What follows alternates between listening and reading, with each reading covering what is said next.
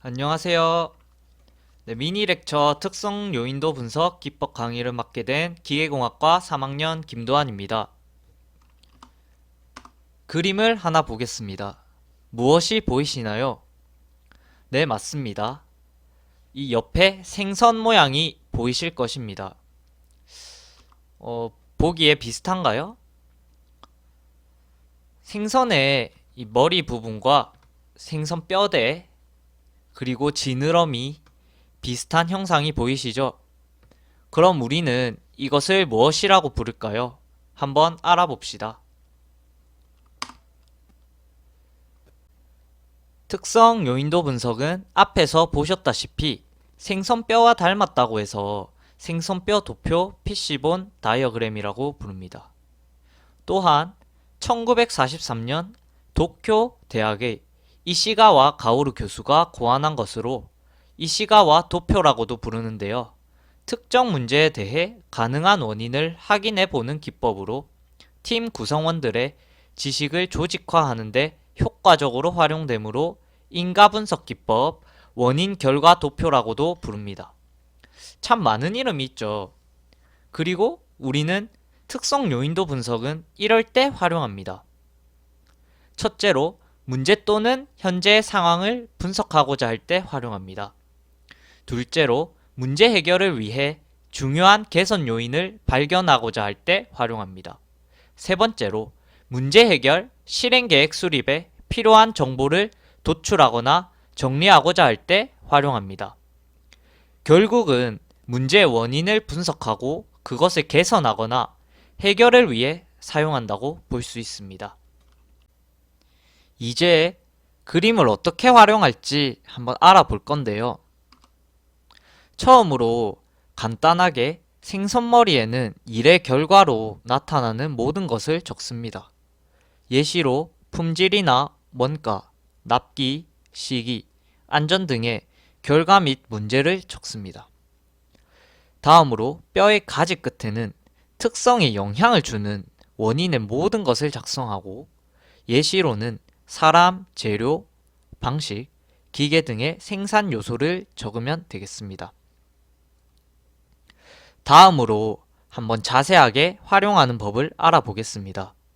대면 수업을 한다면 저희가 직접 활동을 해보았겠지만 아쉽게도 하지 못하게 되어가지고 제가 직접 해보았습니다.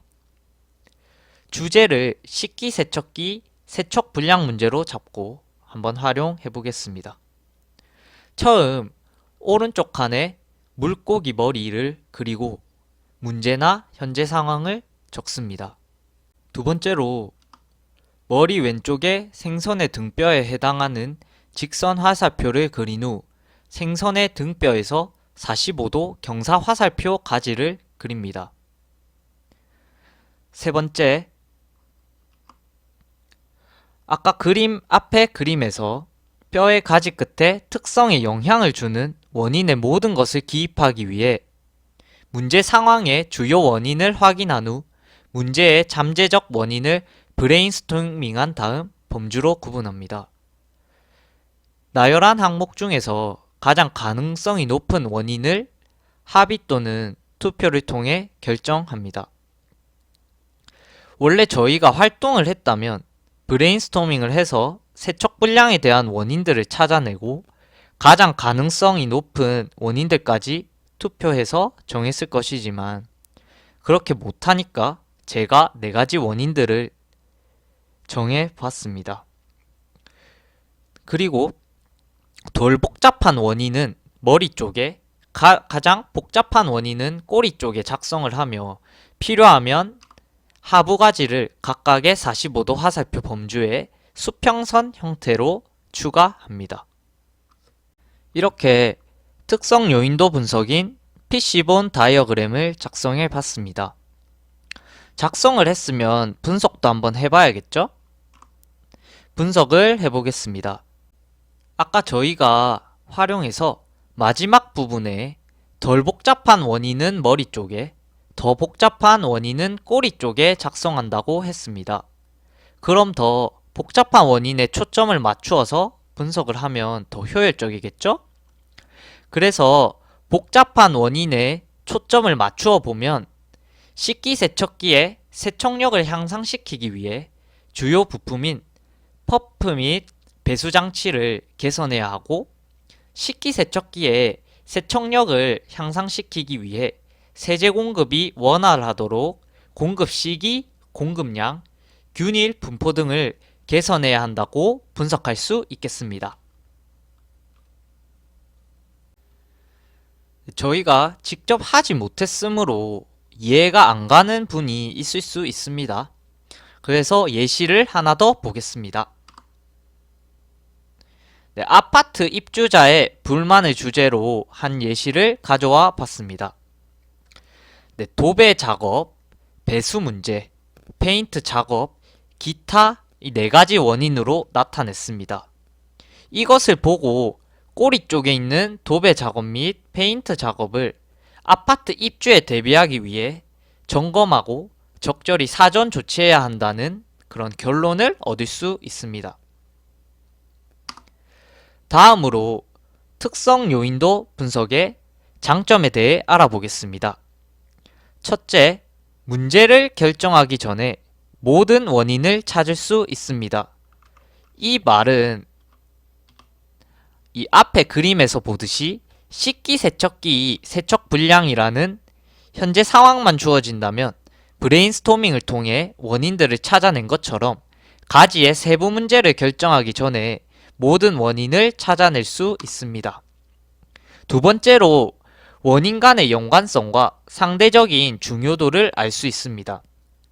아까 꼬리 부분에는 더 중요한 것, 머리 부분에는 덜 중요한 것을 나타낸 것처럼 상대적인 연관성과 중요도를 알 수 있겠습니다. 세 번째로 문제 전체를 조망할 수 있습니다. 조망이라는 말은 숲 전체를 본다는 말인데요. 특성 요인도 분석, PC본 다이어그램을 작성하면서 문제 전체인 큰 틀을 볼 수 있었습니다. 네 번째로 문제에 집중할 수 있어 창의적인 문제 해결 과정을 시작하는 데 도움이 됩니다. 알다시피 원인들을 브레인스토밍해서 아이디어들을 끄집어내고 그것을 통해 문제를 정의하고 해결 방안을 찾아내는 것이므로 창의적인 문제 해결 과정이 가능해집니다. 다섯 번째, 복잡한 문제를 범위가 작고 덜 복잡한 세부 문제의 집합으로 표현하여 진짜 문제를 쉽게 정의할 수 있습니다. 이 말 또한 머리와 꼬리 부분을 통해 복잡한 문제와 덜 복잡한 문제를 알 수 있고 거기에 가지를 쳐서 세부 문제의 집합으로 표현할 수 있어서 진짜 문제가 무엇인지 쉽게 정의할 수 있습니다. 네, 마지막으로 저는 명언 하나를 소개하고 수업을 마치려고 하는데요. 네, 닐 암스트롱이 달에 첫 발을 내디딜 때 이런 말을 합니다. 이 걸음은 한 인간에겐 작은 걸음이지만 인류 전체에겐 커다란 도약이다. 네, 멋있죠?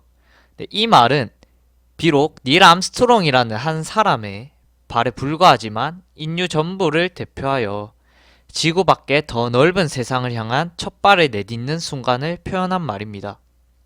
이것을 보고 여러분들은 무슨 생각이 드시나요? 네, 각자의 생각이 다르시겠지만 저는 우리가 하고 있는 이런 교직 활동 하나하나의 노력이 결국 나중에는 학생 하나하나, 나아가 인류 전체에게 큰 영향을 줄 수 있는 도약이 될 수 있었으면 좋겠다는 그런 생각이 듭니다. 이상 발표 들어주셔서 감사합니다.